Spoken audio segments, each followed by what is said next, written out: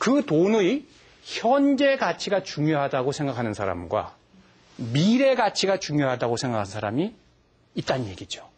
그래서 내가 돈을 갖고 있지만 현재 내가 쓰는 것보다, 현재 소비하는 것, 현재 가치보다는 앞으로 미래 가치가 훨씬 더 중요하다고 생각하는 사람이 돈을 빌려주는 입장에 있게 돼요. 그렇죠? 돈을 빌려 쓰는 입장은요. 미래 가치보다는 현재 가치가 훨씬 월등하다고 생각하는 사람인 거죠. 그러니까 앞으로 언젠간 갚아야 되잖아요. 미래에 내가 써야 될 소비 중에 일부를 포기를 하고 미래에 충분히 쓸 수 있는 돈을 포기한 그 대가를 가지고 지금 빌려서 쓰는 거죠. 그렇죠? 이렇게 가격과 가치가 있다. 그걸 융통을 한다. 어떻게? 원금을 상환하겠다는 약속을 하고 융통을 했다. 무엇을 전제로? 이자를 갚겠다는 전제로. 그걸 생각을 하자 이런 얘기입니다.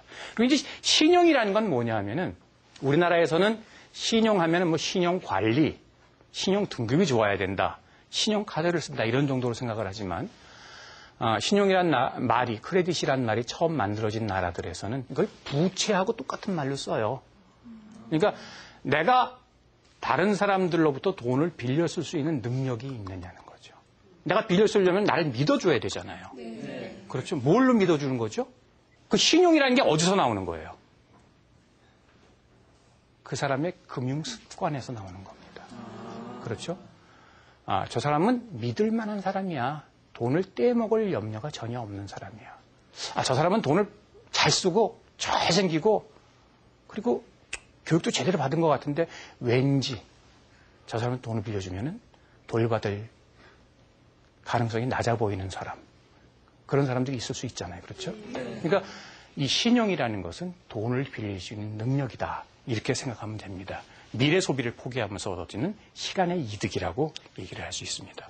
금융교육이라는 건 뭐냐면 지금 돈 잘 쓰는 요령 가르쳐주는 거. 지금 돈을 잘 버는 요령 가르쳐주는 걸 보고 금융교육이라고 하지 않습니다. 평생에 걸쳐서 그 사람이 돈 때문에 불행하지 않도록 만들어주는 과정. 돈 때문에 남한테 아쉬운 소리 하지 않아도 되는 그런 사람으로 만들어주는 교육을 보고 금융교육이라고 얘기합니다.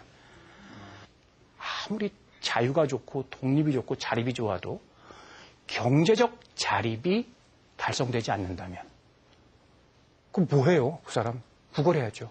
먹고 살아야 되잖아.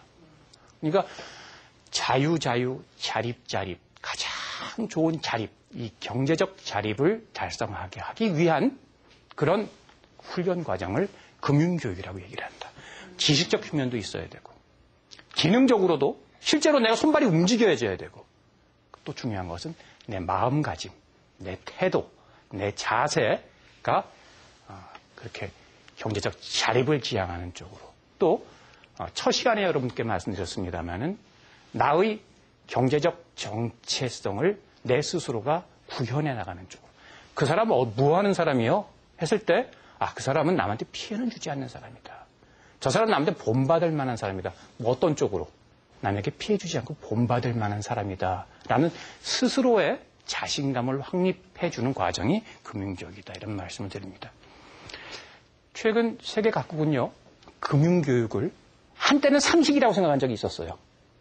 저축금리, 이자율, 복리, 단리 이렇게 따져가면서 그 사람 상식이 굉장히 높으네. 그 사람 굉장히 많은 것을 알고 있네. 이런 정도로 생각하던 때가 있었습니다만은 여러분도 다 잘 아시는 그 미국의 서브프라임 모기지 사건.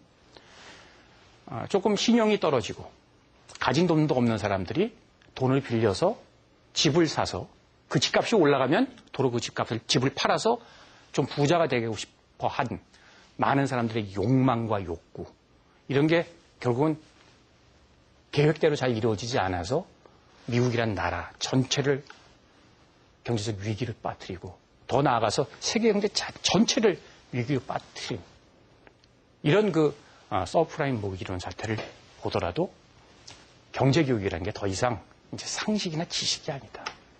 이건 이미 살아가기 위한 생존을 위한 기본 수단이다. 이렇게 이제 인식을 하는 겁니다. 그래서 여러분 미국 하면은 처음 떠오르는 게 어떤 말이 떠오르세요? 청교도라는 거 떠오르지 않으십니까? 청교도주의 하면 뭐죠? 근검절약. 그렇죠? 근검절약이 미국인인 줄 알았었는데 어느덧 미국 사람들은 버는 것보다 더 쓰는 그런 국민이 됐더란 얘기죠. 100을 벌어서 105, 110을 쓰는 거예요. 그럼 맨날 빚이 쌓여나가죠.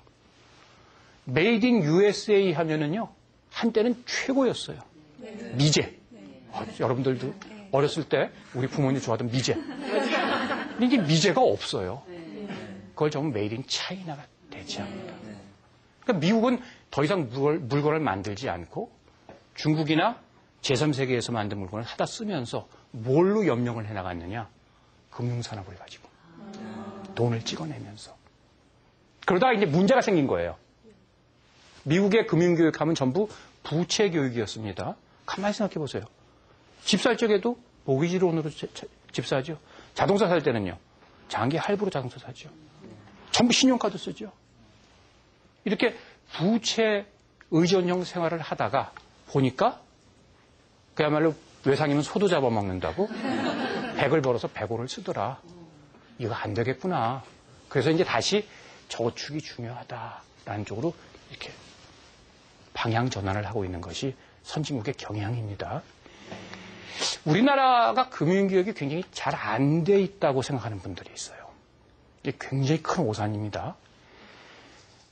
우리나라는요, 한때 금융교육 선진국입니다.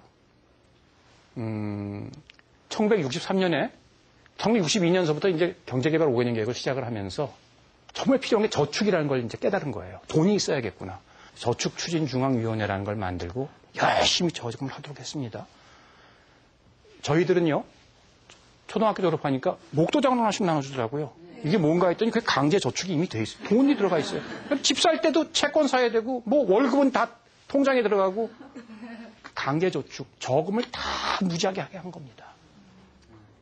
그래서 그 저축만이 살 길이다 해가지고 그냥 정말 저축을 하더라도 저축 교육이 성공을 해서 저축률이 정말 그렇게 높아졌던 거예요.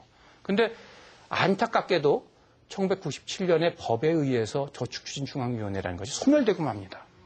그때 우리나라에는 외환 위기가 와요.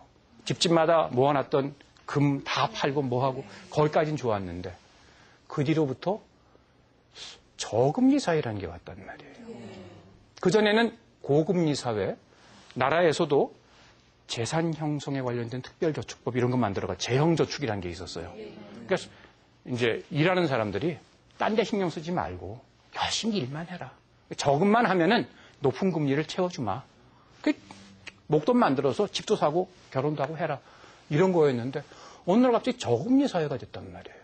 저금리 사회가 되고 나니까 100만 원을 저금했는데 1년 뒤에 가보니까 한 104만 원, 4%, 3%. 물가는 또 2, 3% 올라가 버리니까 난 실질적으로는 100만 원이 늘어난 것 같은 느낌이 안 들어가네.